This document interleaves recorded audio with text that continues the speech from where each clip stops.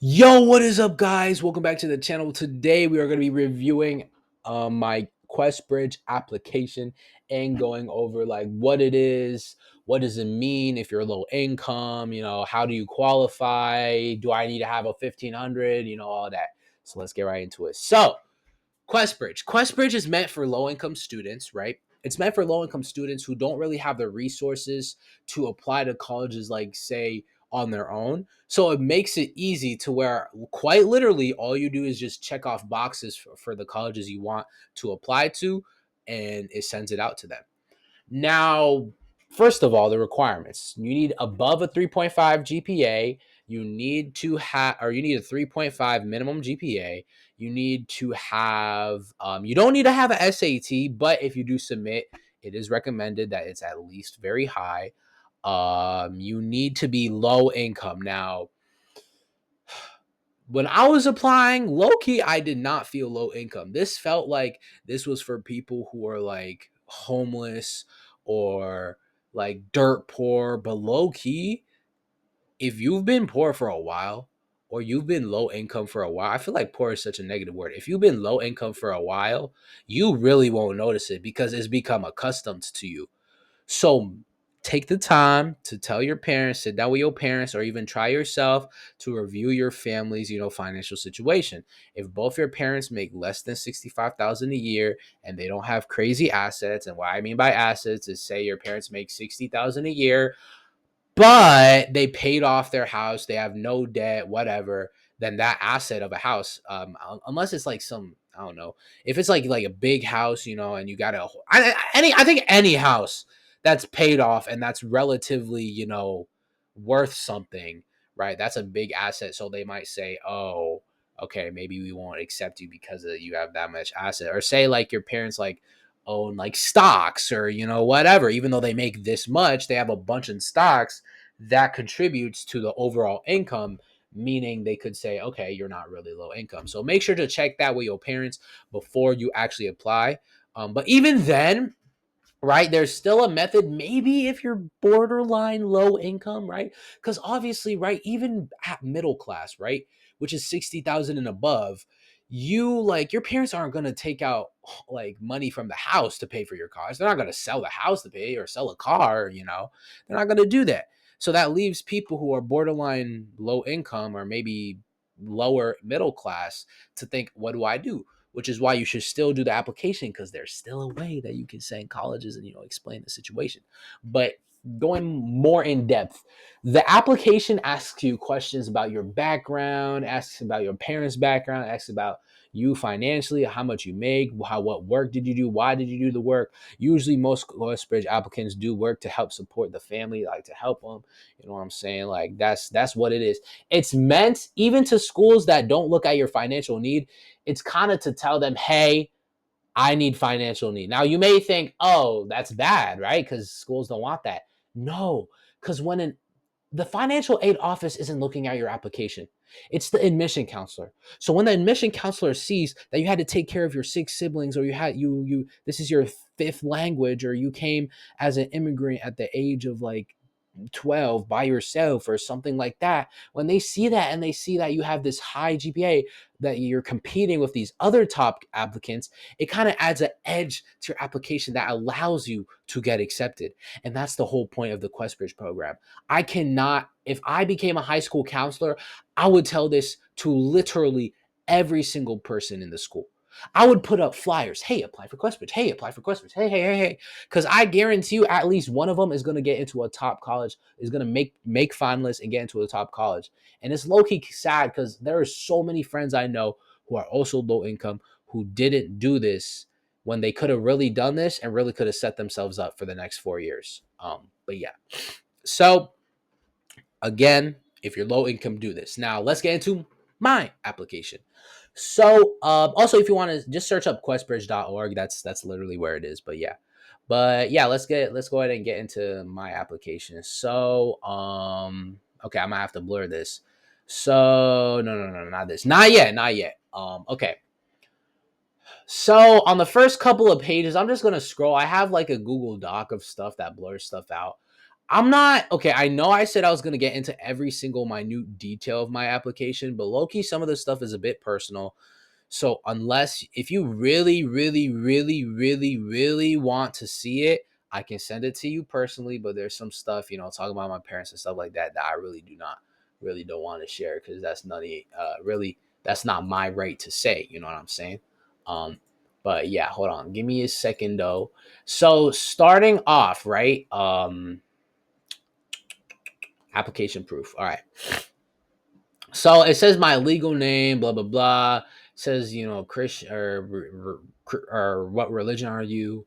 It says your parent, and then it says additional information.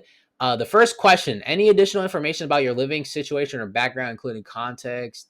So I just talked about a little about my parent. A lot talked about um, you know, summer and stuff about my sister, blah blah blah, right? And then the same thing, parent one and parent two. It's very personal stuff. I really don't want to get into, but it kind of shows us. It allows you to even to talk for your parents, right? To show like your parents' struggles. And when the colleges see that, obviously they could be like, "Oh, this is why the student couldn't get help from their parent," or this is very impressive considering they had no help with their application from their parent, obviously. So now this crazy application, this makes it even more valid and more impressive. And then yep, it shows the parent money. This is where you put the money, all this stuff. Once you become a finalist, obviously you have to verify all this stuff. Don't just put, do not just put a random number. Because if you put, say, like something that's not how much your parents actually make, or at least around it, then once you send it in, even if you're not a finalist and do regular decision, you're gonna have to verify it in FAFSA, and then they're gonna be like, wait a minute, you said you make 40,000 a year, but your FAFSA says 100K. And then you're gonna get rescinded and you're gonna be cooked. Or it's gonna be like later down the line, they figure it out and they're gonna be like, oh shoot, we got scammed, and then take away, however many years you were at the college. They're like, nope, get out. But yeah. Okay, so education. So here it is. So this is about the ninth page. So it just says school fudge. I'm gonna have to blur this out. Dang it. Hold on. Let me see. Can I draw? Tools. I cannot draw. Okay, I'm gonna have to blur that out. It's fine. But yeah, school, location, or yeah. So my GPA, QPA, y'all already know that. 9 AP courses. So I said 40 out of 440, top 10%. So technically, I put this on Chat GPT. And this says that this means I'm top 10% of my class. I don't know. I mean, I guess how you would figure it out is you would do 440 times 10 or point 10, right? Now that I'm thinking about it. So yeah, that's about 44. So 44 and below is 10%. So I was 40. So that means I'm top 10% in my class. Um so any circumstances, so I scored low on my AP Comp Sci principles. Now, I'm gonna say this. My teacher, at least in my opinion, low key, bro, my teacher did not teach us what was needed. Even if I did lock it, like, I feel like I didn't listen as much. I really should have locked in more, but I feel like he was just going so fast. Like, I was confused. I couldn't keep up. After the first, like, 2 weeks, right? The first Loki, it was kind of fun. I remember I literally had an excited feeling. I was like, wow, I'm creating this thing and it's new and it's cool. But then after a while, I started getting, behind, and then, ultimately I just got ultimately behind. But when it came to the test, even when I was thinking, okay, let me study, there was all this other stuff that we didn't look at. Like some of the stuff we looked at like maybe one day when he was out. What he does is when he's not in school, right? He gives us stuff that was going to be on the AP test that he doesn't cover in class. So it's like, bro, there was like a whole section about cybersecurity that I didn't even know cybersecurity was going to be on the test. Now, to be fair, I probably should have self-studied. Like I could have searched it up myself, but Loki and AP Comp Sci principles credit Loki doesn't matter. it doesn't matter because you're not going to be able, if you're being a comp sci major, that is the most, that's below basic. You're not even going to be able to use it. But yeah, so I said my low score in AP Computer Science was a sacrifice grade. I worked so long shifts at Panera Bread to help my parents cover living systems, also our living expenses, also care for my special needs because of this. I go to sleep. Low key, I was yapping here. I'm not gonna lie, bro. Like low key, like it, I mean, this was true, but I feel like it wasn't really the main reason I got a bad score. Low key was a sacrifice grade because I wanted to focus on my other AP tests. But I couldn't just say that. That sounds like okay, well, there are other people who didn't do this and still got like fives. So I didn't really want to be doing that. So coursework, 12th grade. So AP Lit, Stat, Environmental Science. Now the thing is, I said I was going to take abnormal psychology. I did not take that. I did not take that in my community college dual enrollment. Now this is for the future. Now, future they knew this wasn't set in stone.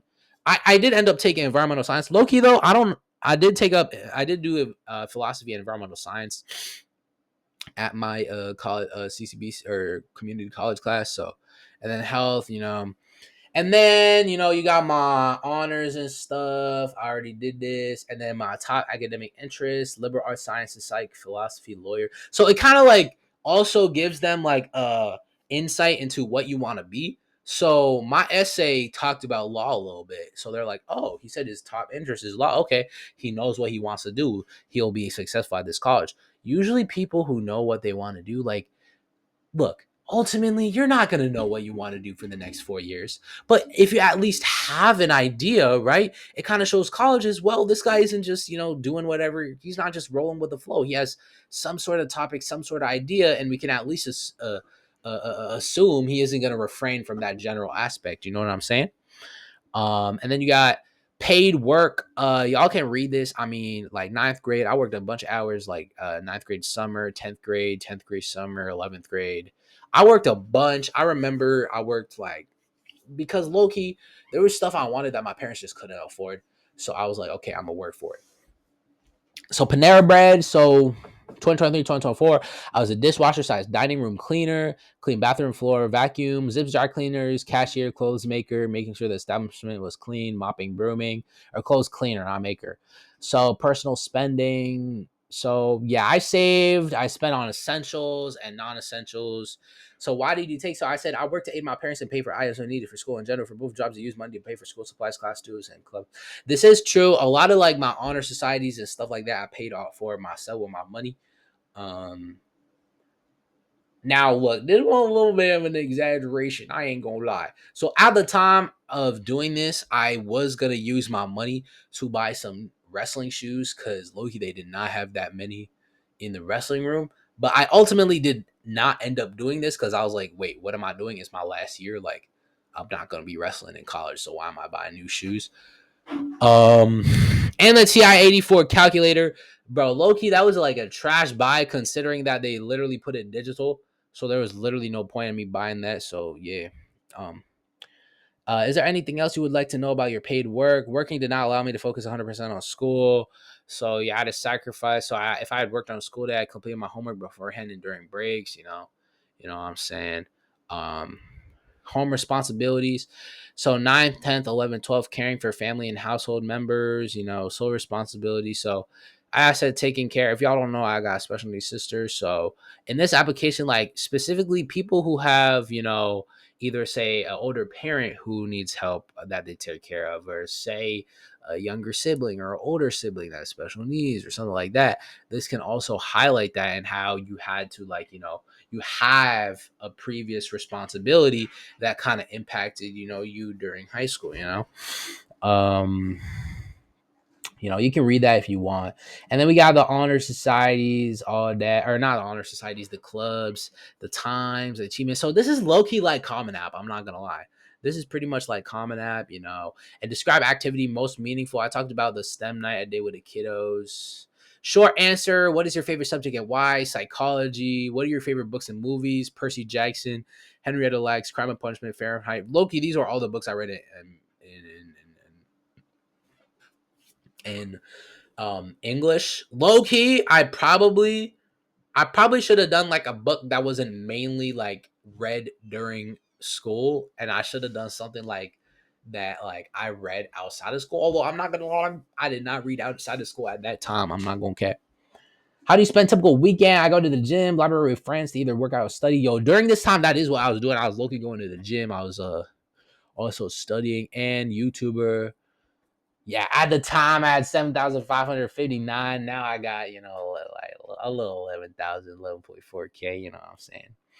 After a challenging experience, how do you rejuvenate? I talked about prayer. Yes, y'all. I don't know if y'all know, um, but I am, very Christian. Like if you see my bio, if you see that, like I low key thank God for everything all the time. I try to incorporate that in my streams, but I know there are other religions, so I don't want to like impose on anyone, or I don't want to like disrespect anyone. So I try not to like making my entire personality. But hey, God's the one. God's W.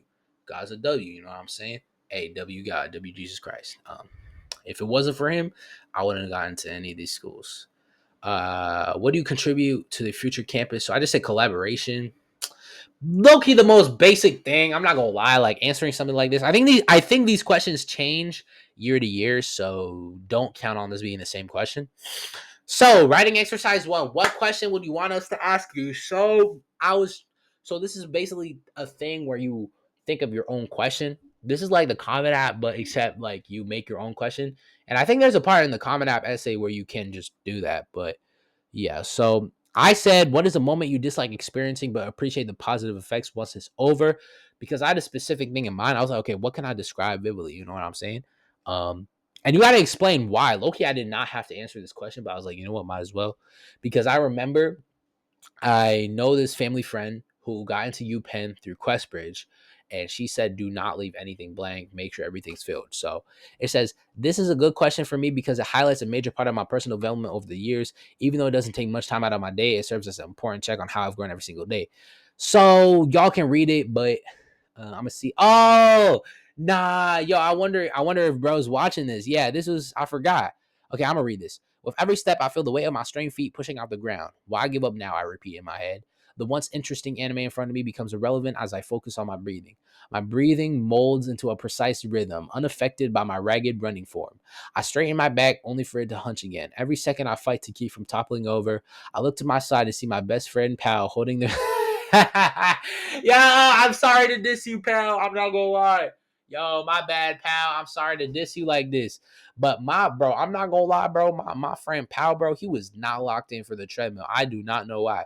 Loki, I think well, the thing is, I feel like if he the to be fair, I had like literally like trained all summer doing like a treadmill like every single day essentially. So I can't blame him, because I was literally telling him, yeah, let's go level 6. Like I was telling him to go to these max speeds, bro, when I had been training like a bunch on that treadmill. So yeah, I don't know, but yeah. Um so my breathing. So every second I fight to keep from toppling over, I look to my side to see my best friend pal holding the rail, his eyes closed, looking like he's about to pass out. I immediately shout, "Only 30 seconds left! It will feel amazing to finish this workout." In reality, I'm just as tired, if not more so, than he is. However, I knew that if I gave up now, he surely would too. With 10 seconds left on the timeout, Powell increased his speed, and so did I. At 0, we both smacked the stop button at the same time. My heartbeat started to calm, my breathing slowed, and I looked at Powell and smiled. He and I exclaimed together, "Can't wait to do this again tomorrow." Yo, Loki, we did not say this. That's yap. I'm not gonna cap.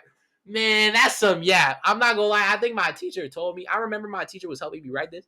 I think she was like, yeah, like did you guys actually like did you or I think she was saying like you should make it like interesting, like say like you guys said it together like to make it more impactful. Yo, this did not happen. You would think this is some anime training arc. Yeah, let's do it. Let's go. No. Heck no. Okay, I gotta stop yapping. I gotta get through this. So our behavior is often shaped by our values. Tell us about a value you hold. So y'all can read this. Loki, this is a bit I mean, fudge. I'm gonna just read it. I don't care. In the backseat of my mom's old minivan, my sister and I were smiling because I had $3 in my pocket. During middle school lunch, I would approach kids who had leftover change after buying snacks and offer them a piece of gum in exchange for their spare coins. Luckily, it was an endeavor my mom had noticed but didn't care about as long as I wasn't stealing the money. However, this time it was different. When arriving at the grocery store, my mom began to claw through her cracked leathery purse. Her purse seemed to contain everything, whether it was a tissue, a band-aid, gum, or random condiments. This time it seemed like something was missing, as my mom furrowed her eyebrows and violently shook her purse upside down until only dust came out. After dropping the lifeless purse, she let out a sigh, turned around, and asked for my $3. I was confused about why my mom would need my money. She was the mom who gave me a snack whenever I wanted one. She was the mom who helped me with my homework. She was the mom who hugged me whether I needed one or not. It was difficult to understand how she would ask for help when she had always been the one taking care of me. It was then that I got mad and shouted, "This is my money, not yours." Suddenly, my mom snatched the money from my hand and told me to stop being selfish and to think of my sister. I heard the click of the locks as she stepped out of the car, slowly approaching the grocery store. The silence that followed was thick, only being cut by the words, "Stop being selfish," still echoing in my ear. My mom apologized to me, but I realized I was the one who needed to apologize to her. From then on, I understood that I needed to think about my sister and my mom instead of just myself, and that is where I learned to value empathy. This story, low key, bro, my teacher helped me cook. This is completely true. I did, in fact, have like a little business. I remember there's this one dude. I wonder if he's watching the vid. He still goes to my school. I would always get $1 from him for one piece of gum. So I was low key making bank off him.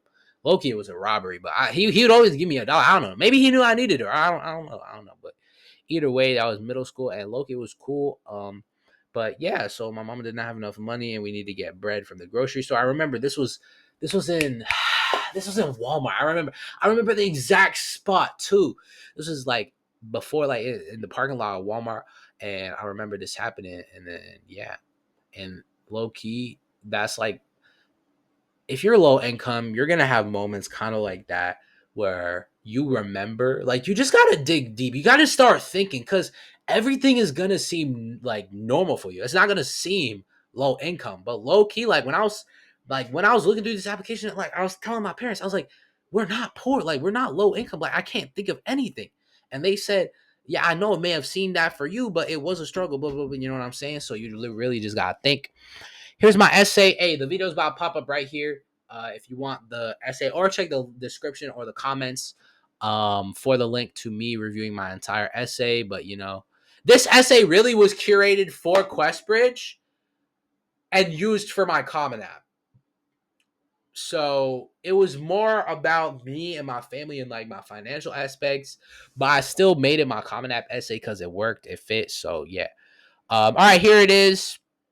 This is just my school thing. Like, it shows the requirements for my class. So as y'all know, like, when I went to visit Colorado College, I met someone who's Native American. Hey, Loki, he was mad interesting. He was Native American, bro. I think he was. Did he? I think he said he's in Montana.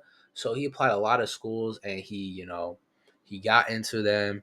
And the thing is, where he went to school had maximum of, like, I think he said 200 people just in his class. His year, there was 23 to like 30 people. He only had some honors and standard, and the community college classes he could take was difficult to get into. So you see how his that's why having, a grading system for your school is very important, because he had a 3.84 GPA. You may think that's not impressive, but low key, that's mad impressive considering his circumstances. Um, and also, he did get into I don't know if he wants me to say. I'm not gonna say his name, but he got into Berkeley. Hey, gotta clap it up for him. Hey, that's a W. That's mad W. But yeah. Anyways, moving on. So yeah, you can see Loki. There's not. This is pretty basic. I don't think there was anything. There weren't as many AP classes. There's no AP Chem. There was AP Comp Sci Principles. There was AP. There is AP Bio. There is AP Environmental. There's a decent amount of APs, but there isn't every single. There's no AP Government. There's no AP Government. There's no AP Seminar. There's no there's no there is AP African American History though, but yeah. But yeah, and then it shows all you need, and then SAT score. So here's my SAT. Hey, if y'all were wondering, look, I still got into top colleges with an 1160. Now, to be fair, did I submit my SAT? Heck no, I ain't submit my SAT. Flip that. But the issue is, please, if you're listening to this, if you are going to do the QuestBridge application, do not submit your SAT if it's not a 1300 or above, or check the average SAT on there. I thought you had to submit your SAT, which is why I submitted it, but apparently you didn't, which is probably why I didn't get accepted, to be honest. Although I'm not gonna lie, maybe it was because of my AP scores too, but low-key, I feel like if I didn't accept this, and all the colleges, right, that I sent my application to for regular decision, they saw this. Now you can check if you don't want your SAT to be considered. I checked that for all of them, but they still saw it. I mean, like, what they supposed to do? Bro, they're not just gonna say like, "Oh shoot, that's 1160." Oh, like, really? Let me just erase it from my mind. No, that's not how that works. But either way, don't submit it. Really, 1160 low key. I'm not gonna lie, I studied hard for this test, and I still got this low ass score, bro. I studied for about a month. Now, I did not study for no 5 months. Now, if I study for like no 5 months, that's crazy. But I studied for about a month. I studied hard. Maybe I didn't do the right thing. I feel like I studied more along the lines of um, I did. Okay, I'm gonna say this.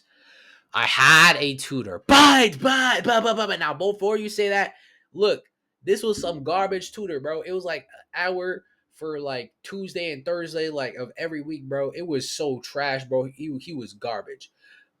The only time I really felt like I was like doing well was when it was just me, but most of the time it was with other students too, like a group's like study session.